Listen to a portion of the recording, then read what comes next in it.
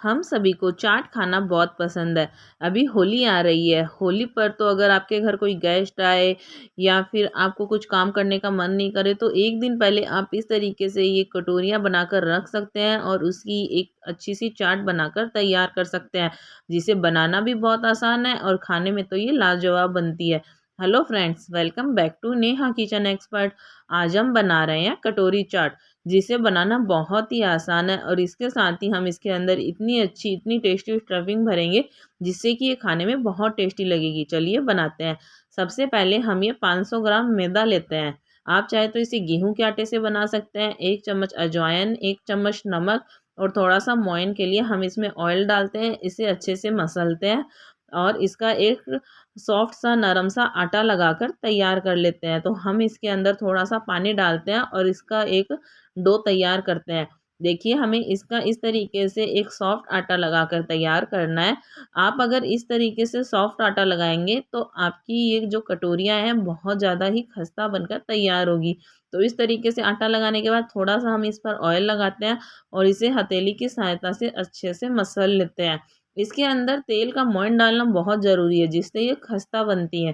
तो अब हमें जितनी हमें कटोरी बनानी है उस हिसाब से हम इसकी लोई तोड़ लेते हैं और इसे चकले पर रखकर और इसे हम बेल लेते हैं एक पूरी की तरह। इस चाट की सबसे खास बात ये है कि आप इसकी ये कटोरी एक दिन पहले बनाकर रख सकते हैं और जब भी आपके खाने का मन करे या आपके घर कोई गेस्ट आने वाला हो तो आप तुरंत से इसकी स्टफिंग तैयार करके और इसे बनाकर इंजॉय कर सकते हैं। तो इस तरीके से बेलने के बाद हम एक ये कटोरी लेते हैं, इसके चारों तरफ हम ऑयल लगा लेते हैं। जब हम पहली कटोरी ये बनाते हैं ना तभी हम ऑयल लगाते हैं। बाद में जब हम इसे फ्राई कर लेंगे तो ये अपने आप चिकनी हो जाएगी, तो बार बार ऑयल लगाने की बिल्कुल भी ज़रूरत नहीं पड़ेगी। तो देखिए, इस तरीके से पीछे के हिस्से में हम ये जो हमने पूड़ी की तरह ये बेल कर तैयार किया है ना, इसे इस तरीके से हम ये कटोरी पर चिपका देते हैं। और अगर आपका ये ज़्यादा बड़ा बिल गया हो तो आप इसे कटोरी तक चिपका के और ऊपर का हिस्सा आप इसे तोड़ लीजिए। तो देखिए, इस तरीके से हम इसको कटोरी के चिपका कर और इस तरीके से ये कटोरी बनाकर तैयार कर लेते हैं। और दूसरी लोई भी हम इसी तरीके से बेल लेते हैं देखिए, और इसे भी हम इस कटोरी के चारों तरफ चिपका देते हैं। देखिए, हमें इस तरीके से इसे चिपकाना है, आप एक बार देख लीजिए। आप चाहे तो इस लोई के ऊपर जो हम ये कटोरी पर चिपका रहे हैं ना, जो हमने बेल कर तैयार की है, इस पे आप फोक की सहायता से होल भी कर सकते हैं। ये देखिए, इस तरीके से हमने ये दूसरी कटोरी भी चिपका कर तैयार कर ली। तो इस तरीके से हम एक बार में ये 3 कटोरी देखिए बनाकर तैयार कर लेते हैं, क्योंकि हम एक बार में 3 ही फ्राई करेंगे।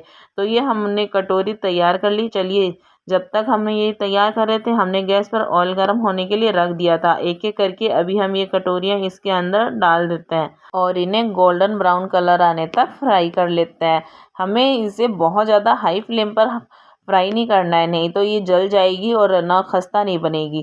तो हमें इन्हें मीडियम टू लो फ्लेम पर ही देखिए फ्राई करना है। और जैसे जैसे ये फ्राई होती जाएगी देखिए, ये जो अपने कटोरियाँ हैं स्टील की, उन्हें छोड़ना स्टार्ट कर देगी। आप देख सकते हैं, देखिए किस तरीके से ये कटोरी छोड़ना स्टार्ट कर रही है। तो इस तरीके से हम चिमटे की सहायता से और चक्कू की सहायता से इन सारी कटोरियों को इसी तरीके से बाहर निकाल लेते हैं। देखिए, वो तो अपने आप दूसरी वाली बाहर निकल के आ रही है। तो इस तरीके से आप इसे चिमटे की सहायता से पकड़ते हुए इन कटोरियों को बाहर निकाल लीजिए। तो इस तरीके से आप ये बढ़िया सी चाट घर पर बनाकर तैयार कर सकते हैं। इन्हें अंदर से फ्राई करने के लिए आपको इस बात का ध्यान रखना है कि जो ये अंदर का हिस्सा है उसमें आप थोड़ा सा ऑयल डाल दीजिए, ताकि अंदर से भी ये अच्छे से फ्राई हो जाए, कहीं से भी ये कच्ची ना रहे। इस तरीके से आप इससे अंदर ऑयल डाल देंगे तो ये अच्छे से फ्राई हो जाएगी। तो देखिए, ऑयल डालने के बाद अभी हम इसे पलटते हैं, ताकि जो इसके ऊपर की किनारियाँ हैं वो भी कच्ची ना रहे। तो इस तरीके से हम इसे उलटते हुए फ्राई कर लेते हैं। जब ये 1 मिनट तक फ्राई हो जाएगी इस तरीके से, तो इसे हम पलट देते हैं और फिर से देखिए इसके अंदर ऑयल डाल देते हैं, ताकि ये कटोरियाँ हमारी अच्छे से फ्राई हो जाए। तो देखिए, इस तरीके से हमारी ये कटोरी चाट की कटोरियाँ फ्राई होकर रेडी हो चुकी है। देखिए, हम इस तरीके से चिमटे से पकड़कर इसे उल्टा करके इसके अंदर का ऑयल निकाल देते हैं और इस तरीके से हम बाकी की बची हुई कटोरियों को भी बेलकर चिपकाकर और इस तरीके से फ्राई कर लेते हैं।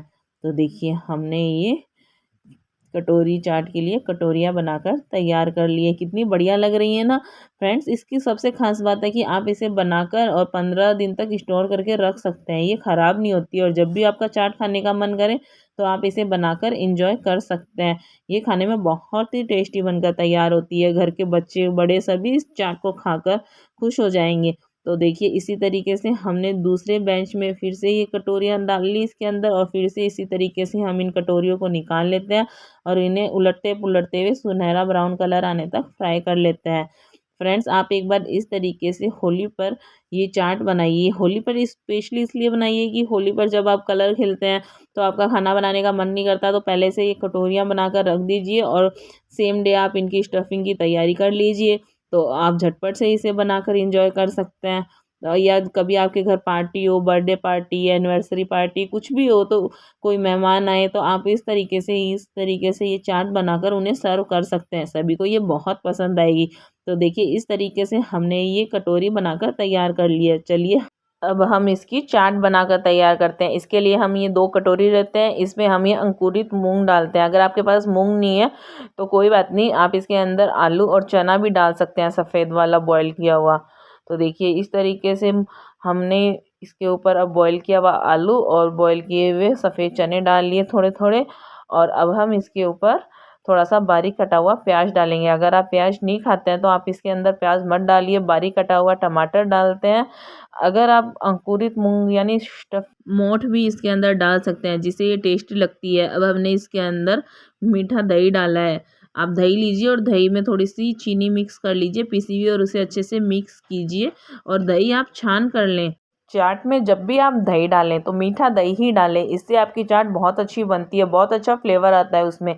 इसके ऊपर अब हम हरा धनिया पत्ते की चटनी डालेंगे। चटनी की रेसिपी मैंने आपके साथ पहले भी शेयर की हुई है। अब हम इसके ऊपर थोड़ी सी इमली की चटनी डालेंगे, जिससे कि इस चाट में अच्छा खट्टा और मीठापन आता है ना, वो बहुत अच्छा आता है। इसके ऊपर हम ये बारीक सेव डालेंगे।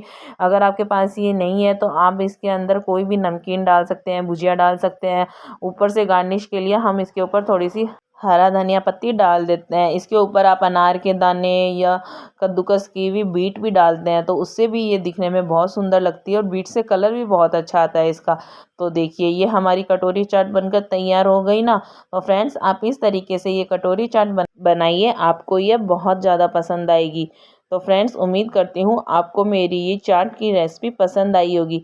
अगर आपको मेरी ये चाट की रेसिपी पसंद आती है तो मेरी रेसिपी को आप आगे से आगे लाइक शेयर फॉलो ज़रूर कीजिए, और आप भी इसे ज़रूर बनाइए। ये झटपट से बनने वाली रेसिपी है, और अगर आप इस कटोरी को पहले बनाकर स्टोर करके रख लेंगे तो आप झटपट से इसकी चाट बनाकर और इसे इंजॉय कर सकते हैं। तो अगर आपने मेरे चैनल को लाइक एंड सब्सक्राइब नहीं किया तो मेरे चैनल को लाइक एंड सब्सक्राइब कीजिए, ताकि मेरी रेसिपी का नोटिफिकेशन आपके आइकन पर मिलता रहे और आप भी इसे बनाकर इंजॉय करते रहें। फ्रेंड्स देखिए आप इस तरीके से ये इसकी स्टफिंग बनाएंगे ना तो आपकी चाट खाने में बहुत टेस्टी बनकर तैयार हो जाएगी। आपने आलू चाट खाई होगी, आपने टिक्की चाट खाई होगी, लेकिन आपने इस तरीके से ये चाट कभी नहीं खाई होगी। तो आप एक बार इस तरीके से ये कटोरी चाट बनाइए, ये बहुत ही अच्छी बनकर तैयार होती है। तो देखिए आप स्टफिंग अपने अनुसार भी इसके अंदर रख सकते हैं, जो चीज़ें आपको पसंद हो, जो आप इसमें खाना पसंद करते हैं, उस हिसाब से आप इसमें स्टफिंग भरिए, ये आपको बहुत पसंद आएंगी। मिलते हैं नेक्स्ट वीडियो में नई रेसिपी के साथ।